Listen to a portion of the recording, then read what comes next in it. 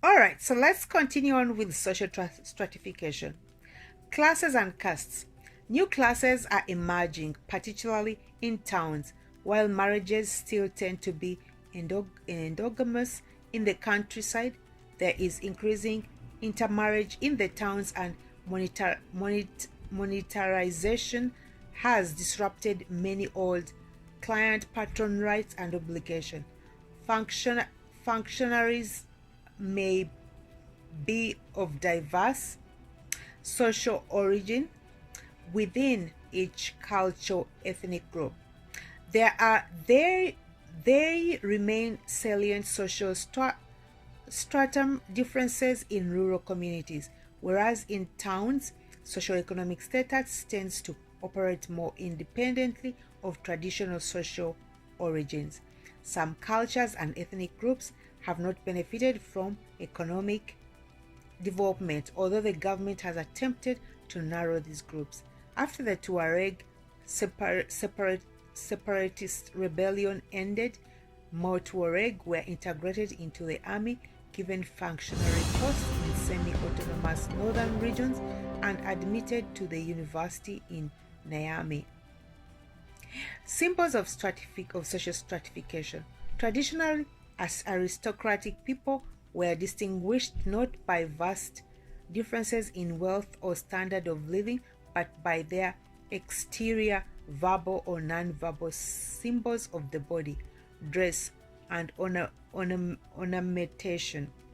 These symbols include the cultural values, emphasizing reserved, dignified conduct, such as controlled and indirect speech, bodily signs of ease, such as soft hands and long fingers, set off by ornate rings, a portly, well-nourished body, layered, voluminous cloth, and for men, an elaborately wrapped headdress, and heavy and intricately worked silver and gold jewelry for women.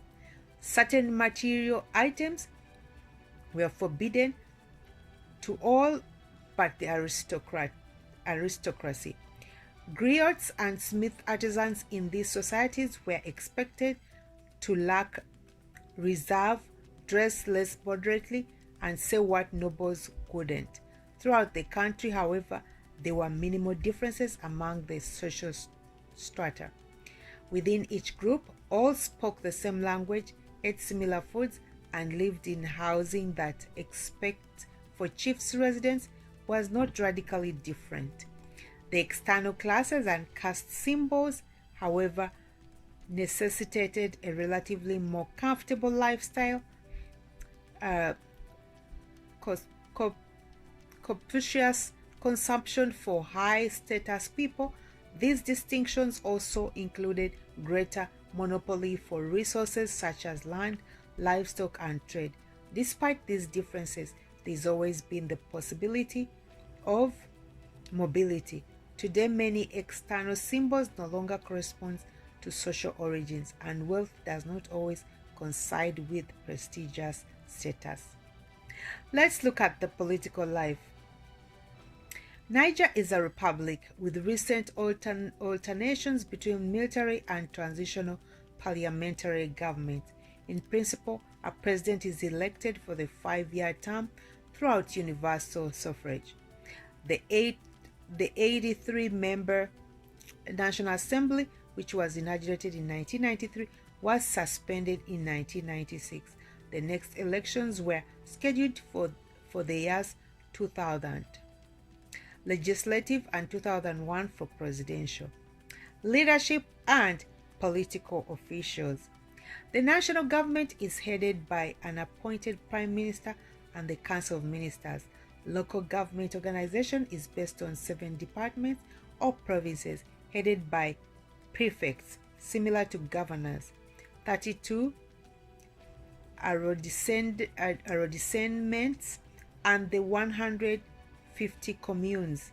The first president was overthrown by a military coup because of the widespread discontent with the government's failure to distribute drought relief effectively from 1968 to 1974. After the adoption of a new constitution in December 1992, in early 1993, Niger conducted its first multi-party presidential and legislative elections since independence. The constitution provided for a similar presidential system of government in which executive power is shared by the President of the Republic, who is elected by the universal suffrage for a 5-year term, and a Prime Minister named by the President. The Ankamiyo legislature has 83 deputies elected for a 5-year term under a system of pre-proportional representation. After the coup in 1999, the head of the President Guard, Dauda Malam Wake, was named president and head of the National Council of Reconciliation. This reconciliation was expected to lead Niger for a 9-month transition period.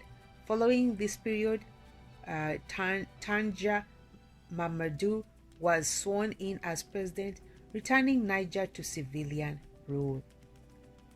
Social problems and control. Although the main security forces consist of the army, the gendarmerie, rural military police, and the national police, there are alternative formal and informal mechanisms for dispute settlement and social control, particularly in rural areas. In the towns, there is a circular court system based on the French law. Civil and criminal cases that do not involve security-related acts are tried publicly. Defendants have the right to be present, confront witnesses, examine the evidence against them, present evidence of their own, and choose a lawyer. Minors and defendants charged with crimes carrying a sentence of 10 years or more are eligible to be defeated at public expense. Defendants and prosecutors may appeal a verdict to the Court of Appeals and then to the Supreme Court. The Court of Appeals reviews questions of fact and law, while the Supreme Court reviews only the application of the law. Cases involving divorce or inheritance may also be heard by a traditional chief or a customary court. Customary courts in large towns and cities are headed by a legal practitioner who is advised by an assessor who is knowledgeable about the society's traditions. The judicial actions of chiefs and customary courts are not formally regulated. Cases that are not resolved by chiefs or customary courts can be appealed to the former court system.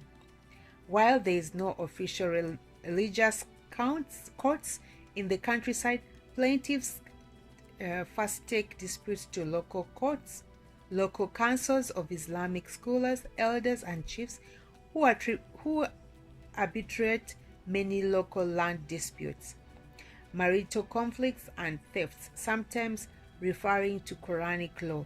Additionally, informal means of social control include gossip, praise songs, and a certain pollution beliefs involving theft and divine retribution. Military activity. The president is the commander-in-chief of the armed forces. There is a 2-year period of conscription. Wealth, and let's look at the social wealth and change programs.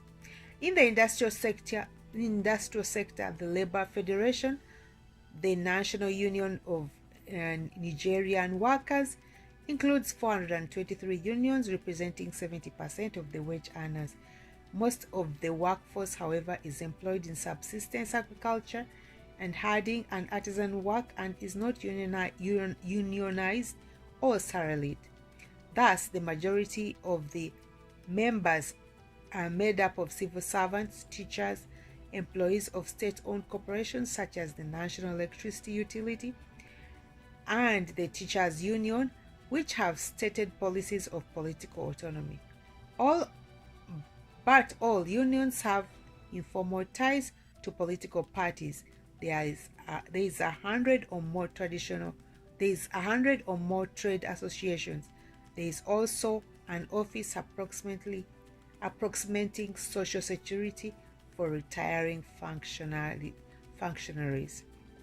Let's look at the non-government organizations and other associations. The vast majority of people are more affected by customary informal organizations or foreign aid organizations, such as insurance, like pooling and community chests, and by religious sponsored charity of or tithering. Let's look at the gender roles and statuses. Division of labor by gender. Although women traditionally do not take part in official political decision making, there is some division of men and women's worlds.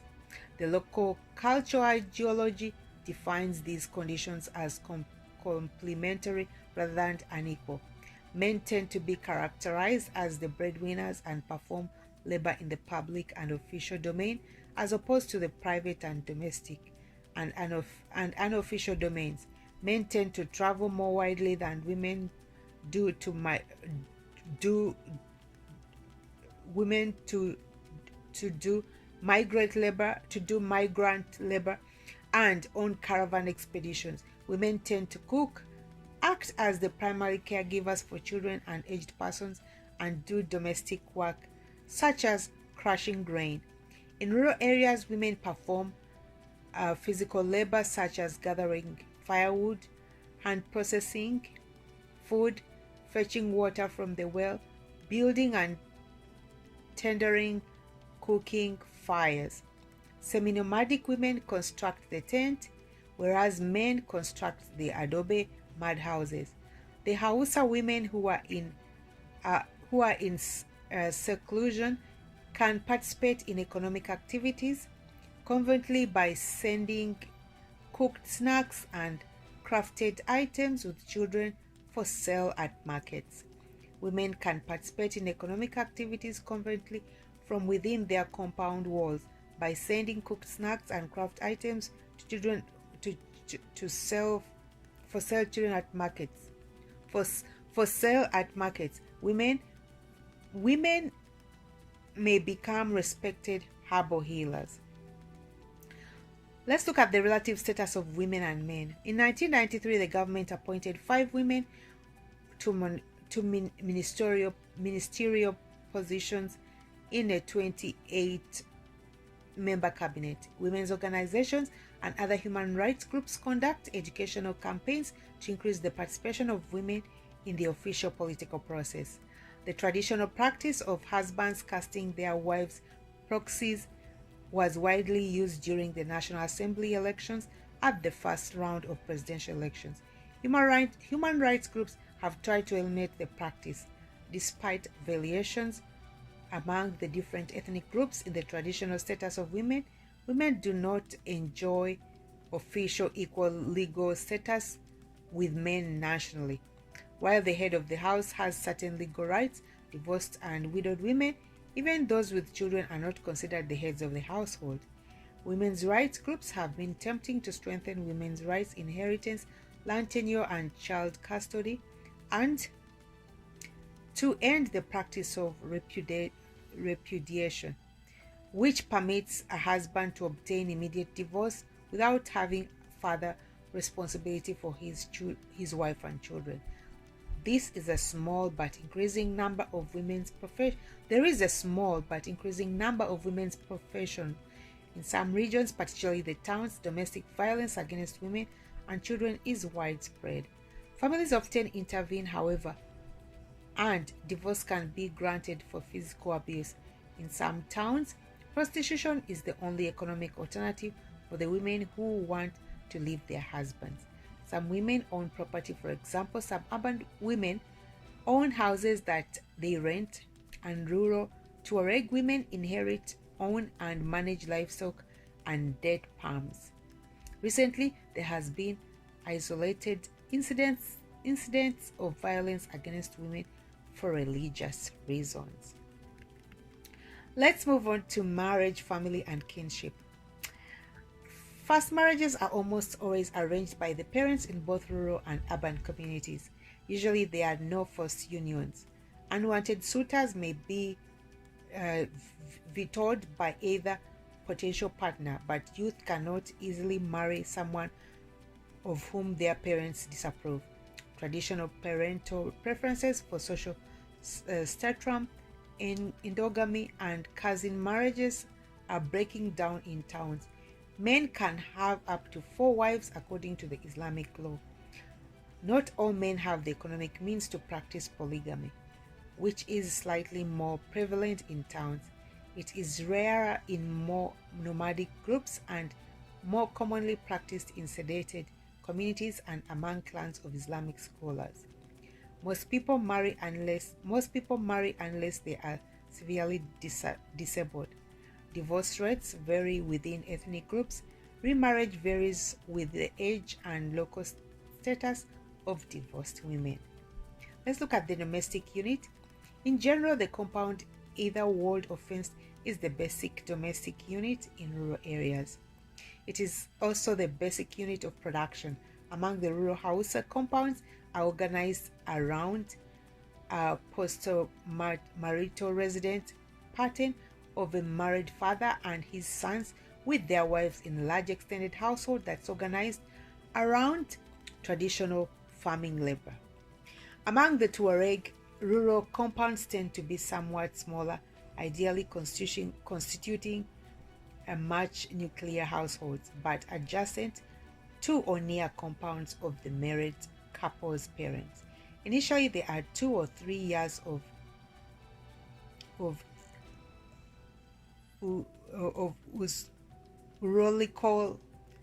uxrolical residence, followed by possible virolical residence after the paying of the bride wealth and groom service and stable marriage if the couple chooses to move.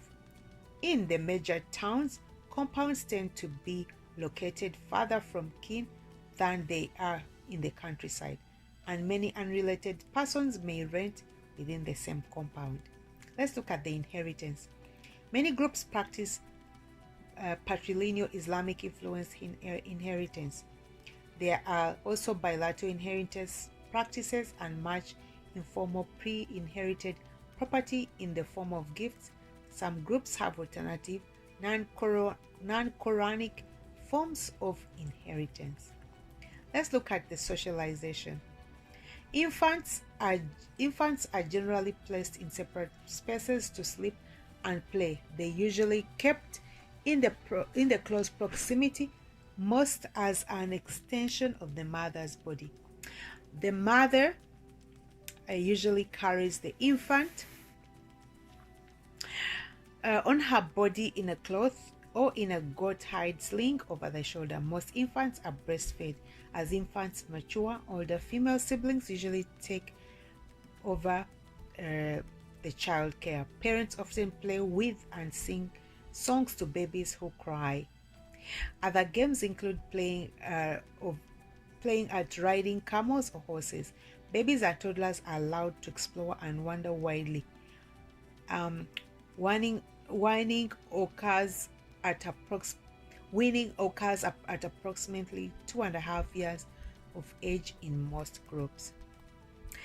Child rearing is characterized by rather lax discipline. Children are permitted considerable verbal license towards certain persons. Among the Hausa particularly, children act as important go-betweens and intermediaries for adults, often entering spaces where adults cannot go. Cultural values that are inculcated early in childhood include an emphasis on generosity and sharing, respect towards adult authority figures such as Islamic scholars and elders, and careful observation of adult tasks in apprenticeships. There are clearly demarcated rites of passage, name days, popularly called by the French term baptême, all celebrated among all groups 1 week after birth, and the conferring of the Quranic name on the child. The child's hair is shaved to sever ties with the spirit world. In rural areas, male circumcision usually is performed by a specialist called a barber when boys are 3 or 7 years old. The next important rite of passage is the marriage. General similarities include practice of secluding the bride, sharp, sharp social and ritual spatial segregation of the bride's and groom's families, and the use of henna on the hands and feet. Wedding rituals often include pre-Islamic as well as Islamic ritual phases. Let's look at the higher education. In rural areas, many families discourage girls from pursuing an education beyond primary school. At the University of Naomi, males predominate. Among some groups, particularly the nomads in the north, many families opposed to secular schools until recently, fearing them as sources of government control and culture change. Let's look at the ethics. General rules of conduct include the importance of greeting, many of which are elaborate.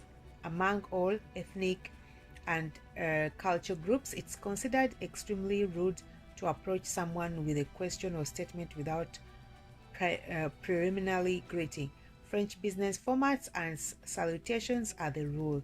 Indirect expression is ideal, particularly between high status persons. It is considered rude to overly refuse to do something or strongly contradict someone. Dress should be modest and neat among men and women. Recently, there has been violence against women wearing clothing considered immodest by Islamic reformists. Among many persons, ideally some bodily distance is maintained, although close friends of the same sex frequently walk arm in arm.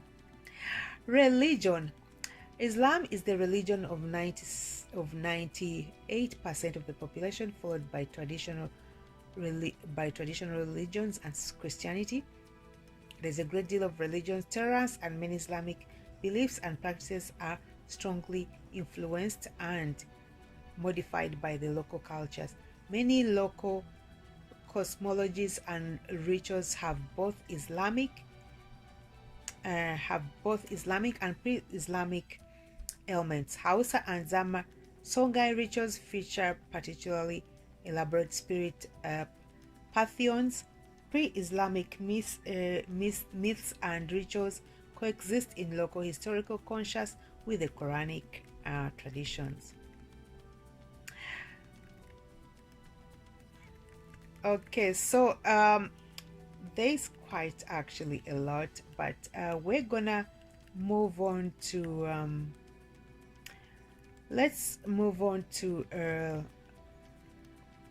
the arts and humanities. There is a great appreciation of the arts and literature. Visual art, theater, and musical performances are conducted to the traditional but changing roles of artisans and oral historians. The National Museum and several private and public funded artisan workshop and corporations support jewelry, leatherwork, pottery, and art production. There are prominent modern literature authors, essayists, poemists, and painters.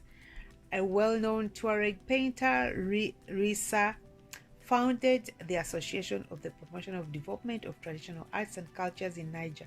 A Hausa painter in Maradi produces paintings that comment on local social and political issues, and there are many novelists. Let's look at the literature. The literature production includes traditional orals and verbal art forms and contemporary written forms that appear both in French and local vernacular languages.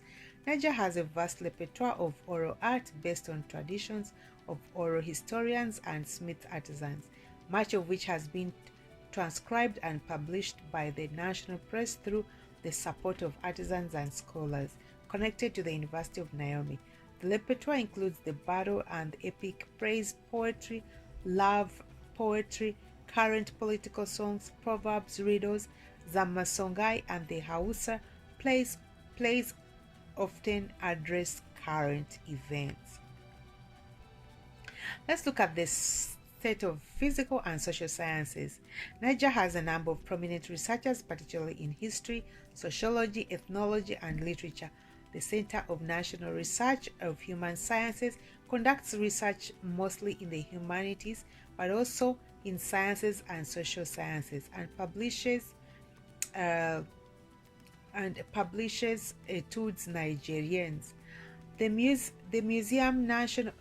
National Museum is also nominally the responsibility of the center. The University of Niamey was created in 1974, and the center, now known as the Institute of Researchers of Science and Humanities, was attached to it. Center for the Study of Oral History is sponsored by the United Nations and the Organization of African Unity. Okay, I believe we're gonna look at, before we close off, let's look at the secular holidays celebrated in Niger. National holidays include New Year's Day, which is January the 1st, Independence Day, which is August the 8th, and Niger's Public Day, which is December the 18th. Government offices, including foreign embassies, are closed on those days, which feature parades, political speeches, and frolic performances. There are also several Christian and Muslim holidays. All right, so I believe we've come to the end of our facts about Niger. There's quite a lot a lot of rich information here, but I had to cut it short. But I want to thank you if you made it this far. Until our next video, I've been yours truly, Christine.